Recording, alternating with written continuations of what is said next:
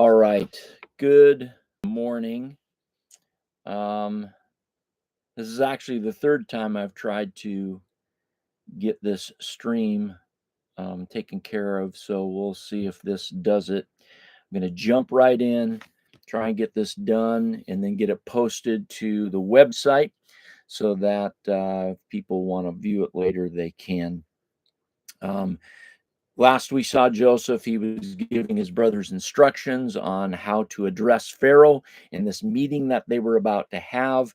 And now we find in chapter 47, verse 1, that Joseph is going in to Pharaoh and kind of preparing the way. It says, So Joseph went in and told Pharaoh, My father and my brothers, with their flocks and herds and all that they possess, have come from the land of Canaan. And if you remember, it was Pharaoh who told Joseph to go get them. So now Joseph is going in and saying, okay, they're here. They are now in the land of Goshen. He's placed them there probably in hopes that Pharaoh would say, well, yeah, why don't they just stay there? Pharaoh was, didn't specify where, but he said they'll get the best of the land. So Joseph evidently feels like Goshen is the best that there is to offer. And so, verse 2, and from among his brothers, he took 5 men and presented them to Pharaoh. So now he brings in 5 of his brothers. Why 5? Don't know, but it is 5. And so he brings them in. In verse 3, Pharaoh said to his brothers, What is your occupation? So just like Joseph had said was going to happen, it happens. What's your occupation? And they said to Pharaoh, Your servants are shepherds, as our fathers were. So they're right on script. And now they kind of go off script a little bit, but maybe to kind of help their cause in settling in where they already are. They said to Pharaoh, We have come to sojourn in the land, for there is no pasture for your servants' flocks, for the famine is severe in the land of Canaan. Now, please let your servants dwell in the land of Goshen. So, before we go on, I want to talk about this sojourn because Jews to this day point back to that word and they connect it to chapter 15. And if you've got your Bibles, you might want to go back there, chapter 15, verse 12. As the sun was going down, a deep sleep fell on Abram, and behold, a dreadful and great darkness fell upon him. Then the Lord said to Abram, Know for certain that your offspring will be sojourners in a land that is not theirs, and will be servants there, and they will be afflicted for 400 years. So now, again, the dots are connected.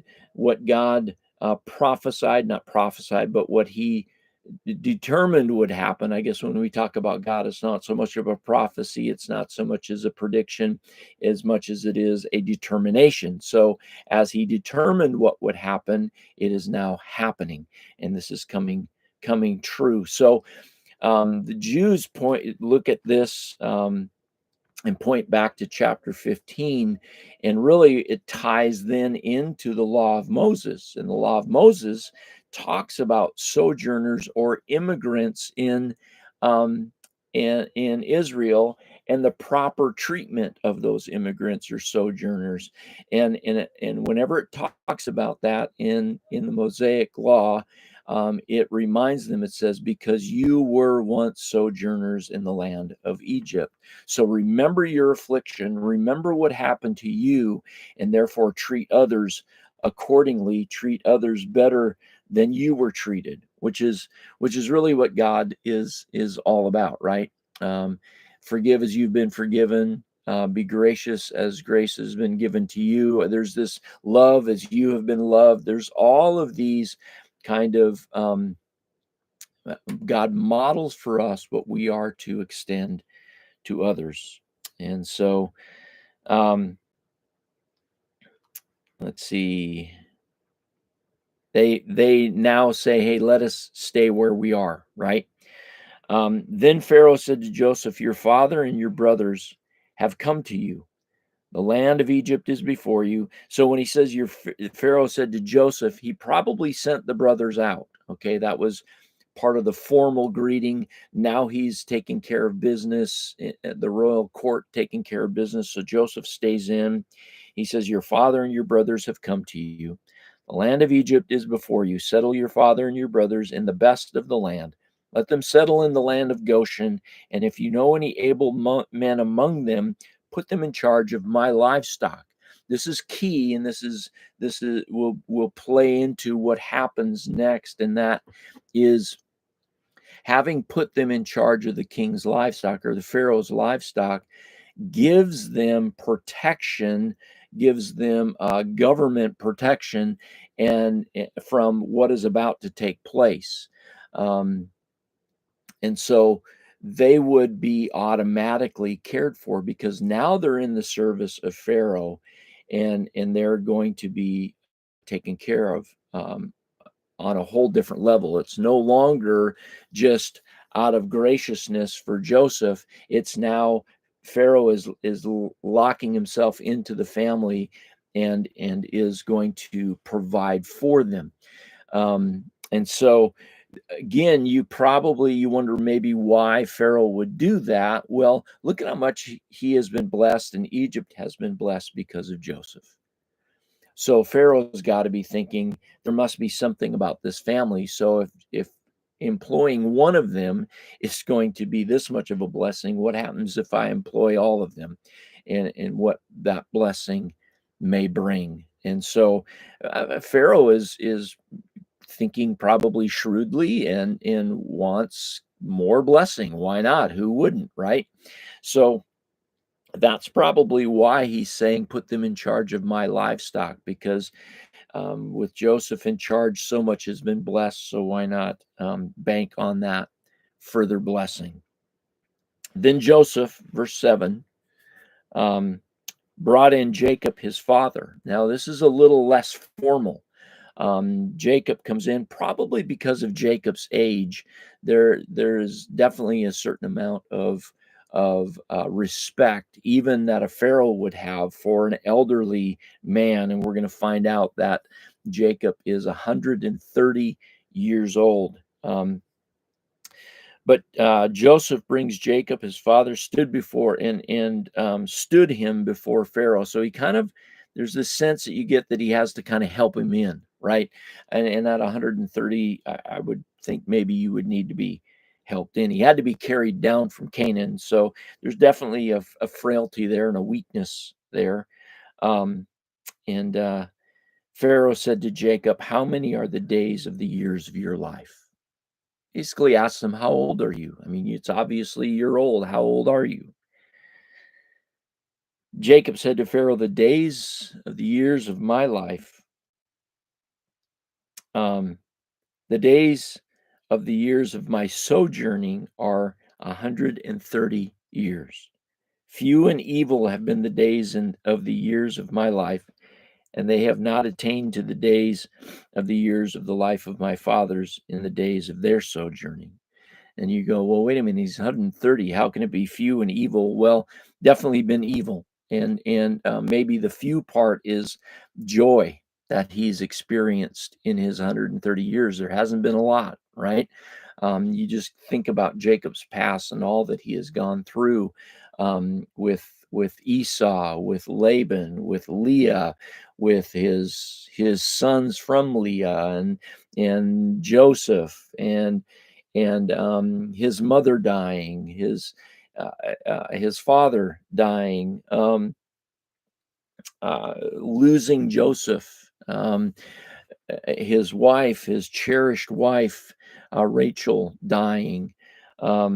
He's had a lot of heartache in his life, and what's interesting is he comes in, and the first thing he does is um, he blesses Pharaoh, and this blessing for a guy who worked so hard to secure blessing for himself, he now becomes a blessing, which is an interesting reversal and a fulfillment of the promise that God made about in you, all the nations will be blessed. And so here he is, the guy who worked so hard to get blessing and to gain, he's now the one giving blessing to Pharaoh. And a lot has probably been learned in Jacob's life. And I don't think we should discount that too much, that he has grown and learned a lot in his life, and now is the giver of blessing. And again, we see the fulfillment of that promise um, given to Abraham, to Isaac, and then to Jacob, that God will make them a great nation, and in all the nation, and through them all the nations will be blessed. And so, verse 10, and Jacob blessed Pharaoh and went out from the presence of Pharaoh. So he gives another blessing, and this is probably could be a prayer of blessing on Pharaoh, and but he blesses him when he gets there. He blesses him when he leaves. Doesn't sound like there's a whole lot that happens there. Again, Jacob may have been pretty frail, and so Pharaoh, realizing that, this was probably just an opportunity to meet Jacob. And so um, it says then in verse 11, then Joseph settled his father and his brothers and gave them a possession in the land of Egypt. Now, this is important. He gives them a possession. They have been given a land where to live. And because, again, that they are working for Pharaoh, their land is secure. They're being cared for, their food, everything is secure for them because it's tied up into Pharaoh, as they are in service of Pharaoh. And he gave them possession in the land of Egypt, in the best of the land of Ramses. So it's also known as the land of Ramses, as Pharaoh had commanded. And Joseph provided his father, his brothers, and all his father's household with food according to the number of their dependents. And so there's the provision, there's the food given. And in what really setting aside Jacob, Israel, and his descendants, setting them aside from whatever everything else that is about to go on in the land of Egypt. So, verse 13, now there was no food in all the land, for the famine was very severe, so that the land of Egypt and the land of Canaan languished by reason of the famine. And Joseph gathered up all the money that was found in the land of Egypt and in the land of Canaan in exchange for the grain that they bought. So you remember back the way this was set up, we take 1/5 of all the grain in the good 7 years, and then in the years of famine, the people will come and will purchase the grain. So essentially, they're purchasing the grain back, but it's been in held in check for them so that they have it. And some people see this as very shrewd and almost dishonest of Joseph, but he's really caring for the people. And he said it himself, God brought me here to preserve life. That's what he is doing. He's preserving life. And so what happens next, don't see it necessarily as um, Joseph taking advantage of these poor people. What Joseph is doing again is preserving life, blessing the land of Egypt ultimately. And Pharaoh is being blessed tremendously. So when the money was all spent in the land of Egypt and in the land of Canaan, all the Egyptians came to Joseph and said, give us food. Why should we die before your eyes? And notice there's no free handout here. And even in Israel, this was a practice that if a family fell on hard times, ultimately what it came down to was then they would offer themselves in service to whoever it was, and so there was no free handout. Um,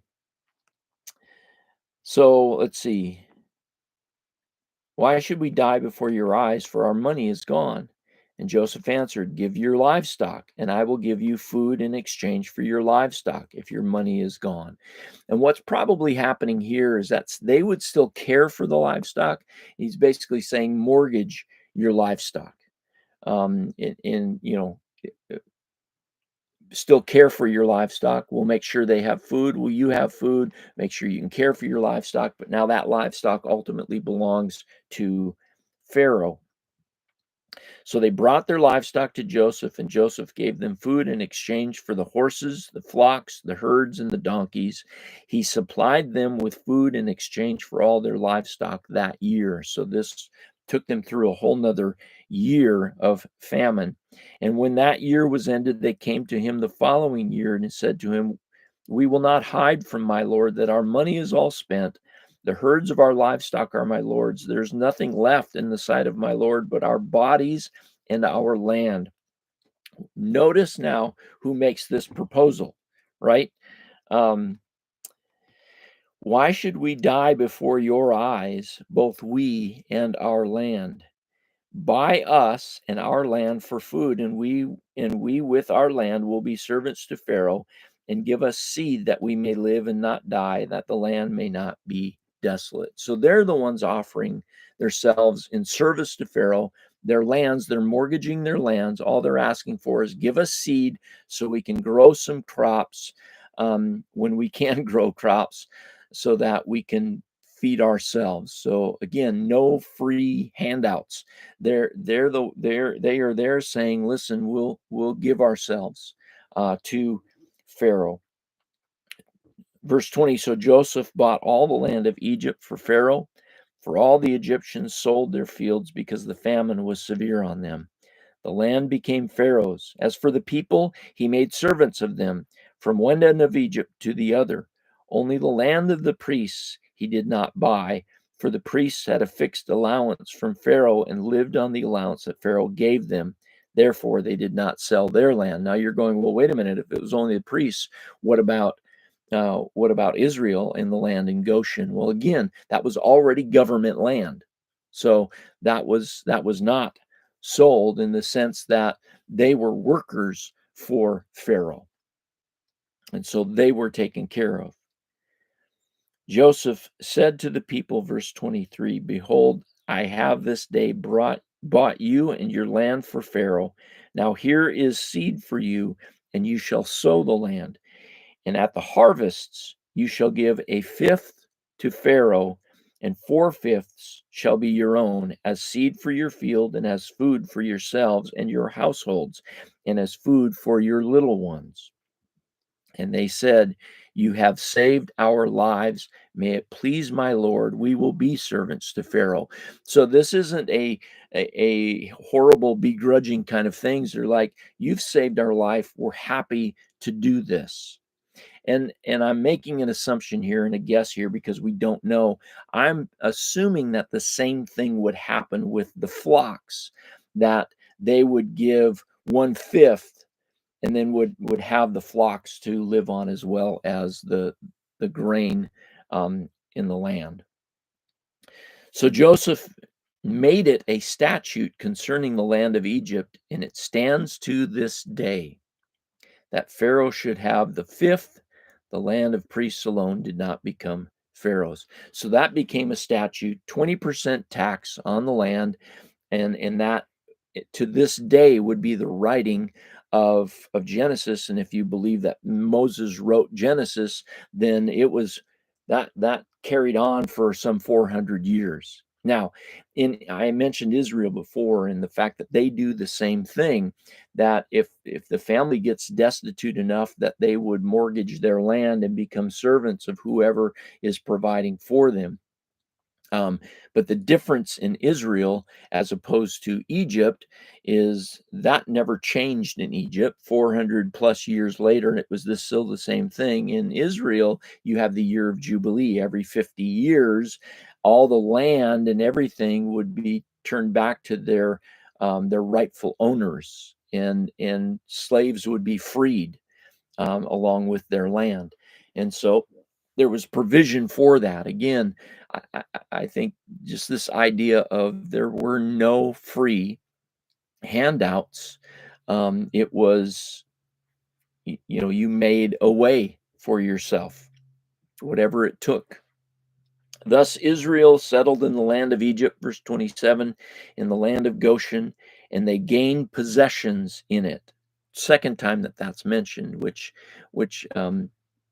again is a sign of importance. Um, and were fruitful and multiplied greatly. And now we begin to get the fulfillment of the promise of, I will make you a great nation. Now, that God making them a great nation didn't happen probably in the way that Abraham, Isaac, and Jacob thought it would. It didn't happen in the land of Canaan. It happens in the land of Egypt when they were in servitude to Pharaoh. But God's promise, nonetheless, is coming true, that he's making them into a great nation. And we know that the story does not end here. So, um, thus, let's see. And Jacob lived in the land of Egypt 17 years. So the days of Jacob, the years of his life, were 147 years. And it's just interesting to note that Joseph, it's